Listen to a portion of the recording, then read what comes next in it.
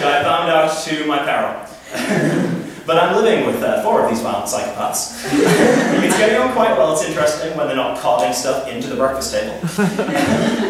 But no, it's interesting. And I will say one thing. If anyone's moving out home, living with women, bit of advice.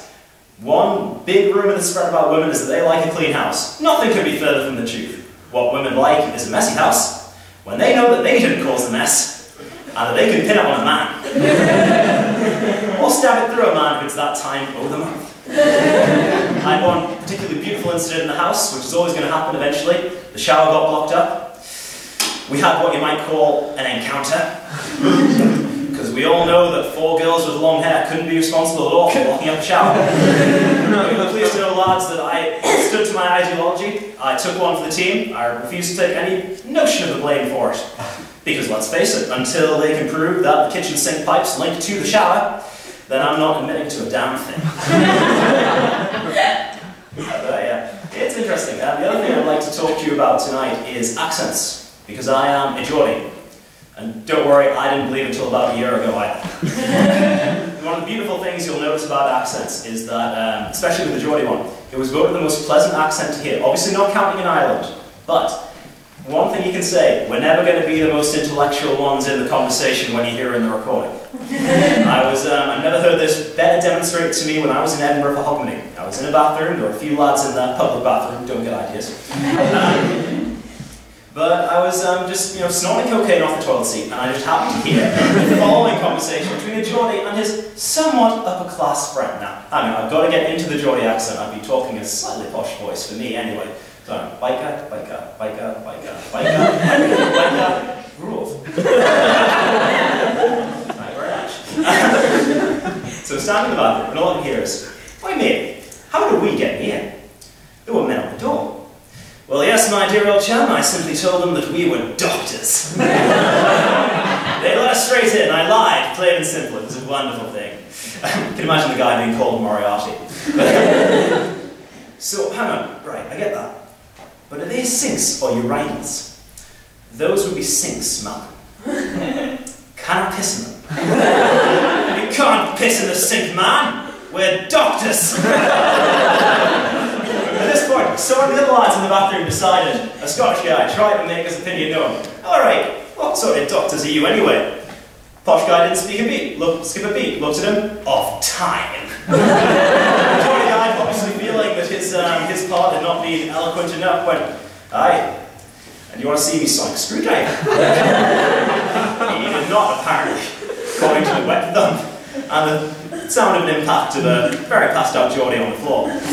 The most beautiful thing is we can't sound intellectual. I've noticed this. I was in a changing room once, and yes, it is amazing where these stories are taking me. But all I could hear from when I was getting changed was this brilliant discussion between two lads going, "I'm not trying to cause a fuss, man. I'm just trying to work out why you're acting so defensive when I ask if we can go somewhere else." And when it gets into the really nitty-gritty of this, all Geordies will speak very slowly and very phonetically. They think it adds some sort of gravitas to what they're trying to say. It doesn't, it just makes everything go much slower. As the next guy demonstrated. "I'm not being defensive, man. I am simply trying to work out what is going on, for you seem to be acting quite paranoid. Swivel-eyed, I believe the expression is." And I will say, possibly no argument could have ended better than the brilliant response he had. "I'm not paranoid. I would refute that statement. I would like it retracted, if you please. You fucking kitty fiddler." Which they will say in a Geordie bar. That's guaranteed to end any arguments. One way or the other. But I personally think the best thing in the world is, has anyone ever been told off by a Geordie? I mean a proper teacher telling off. Oh my God, it is possibly the most magical thing in this community. It is gold. I had a teacher at my school, I won't mention any names for fear of reprisals, because I've got in trouble for this sort of thing before. But yeah, basically, short guy, beard, bald, something that God would know about the guy. And he was the most feared man in the school, but also the most legendary. And I need a sort of volunteer, someone to talk to from the audience, you there sitting in the chair, so quite suggestively there. You don't have to get up, don't worry. This isn't that sort of show. What's your name, mate? Andrew. What are you studying, Andrew? Chemistry. Chemistry, right. You blown anything up yet?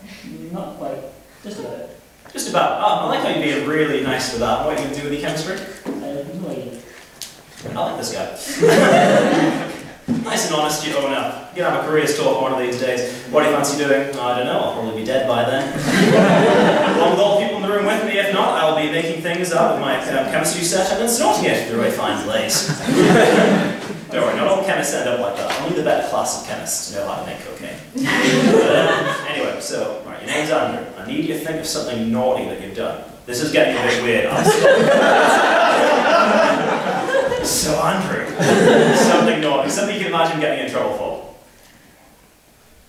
You know, I don't like to think I'm on a fucking schedule here. The awkward silence is just gold for when I put this on tape for my comedy tour. Picked the wrong person to ask. Can you pick out anybody it would be right to ask? Any slags in the room, Andrew? Come on. Only guy these past few years. Anybody, just Jesus Christ, anybody done anything naughty in life? It's no good just pointing at you. He's a slag, he's gay, I don't know what guy did, he's got something in the night about him. Come on, someone did anything naughty, something you can imagine getting in trouble for. I threw someone through a desk. That'll fucking do. What's your name, mate? Alistair.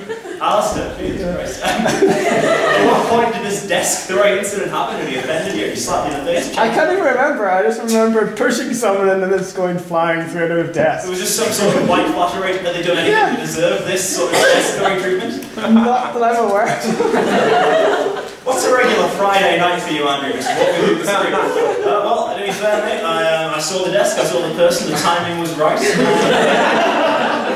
He might have said something, he might have not, he might have been drunk, might not have been. To be fair, he might have been crying. I don't know. All I knew was that table fucking wasn't going to break itself. Was he alright? Did you make friends with him? Yeah, they were fine. I like that, okay. So that's the story. I'm going to have to hang out with you. I like the thought of just walking through the streets just going, Andrew, yeah, I believe the man just looked at me slightly sideways. I have a desk with me. The shit's on, Andrew, let's go to work. And I do love it when a plan comes together. So you're throwing someone through a desk. Makes it pretty fucking bulletproof from where I'm standing. So anyway, right. Anyway, so imagine that you're, you know, it's all imaginable. We're in a common room here, standing, and Alistair has just stood up and someone has obviously just walked past, had glanced at him in a way that is obviously not met with his approval. Alistair stands, Alistair sees the desk, sees his opportunity, he lunges, guides the desk, his back is broken, his life is ruined. And from the other side of the room, about this level in height, all you'll hear is, Alistair! You'll look around, you'll see some sort of gnome standing there, glaring at you. Beard down to about here. And he'll look, and he'll narrow his eyes, and you'll come here. And you'll walk over. You come to him, this is how the domination thing goes on in the school. And while you walk, you'll think about what you've done, if you can remember it. Seems like a fairly interesting thing to be able to forget, I must say. And he'll look at you and go, for a long time, about 5 minutes or so, and eventually it'll break the silence, by which point you are a puddle of sweat. You're noticing all the desks around that just seem to be glaring at you. And you'll just go, so, you like throwing people through desks, do you? Well, how about you write some lines for me? And until he says those words, Jesus Christ, you do not know what's coming at the end of that sentence. Believe you me, I've been standing in front of him one too many times, just hearing in my head the eternal monologue of, Sir, you like the music of Ian Drury and the Blockheads blasting out at several noisome decibels, do you? Well, how about I hits you with me rhythms? And music. Ladies and gentlemen, I would like to think that I know where the line is. It was probably about 5 minutes ago when I did the whole Medusa pubic hair thing. But I would like to think that I didn't like that joke personally, my housemates didn't like it either. But I like to think that it's not in vain if at least one of you guys picks somebody up tonight, you bastards, and you're taking it home, and it's just that magic moment of I don't know why she's so tall. That's fucking tolerable, dude. Imagine she's standing on a table. She's going to be thrown through. Alistair kicks the door and lifts her up. Bam! Much easier for you there, pal. So imagine you just going, oh, thank Christ. But 3 rows of teeth. That's interesting. Well, good night, ladies and gentlemen. I'm sure.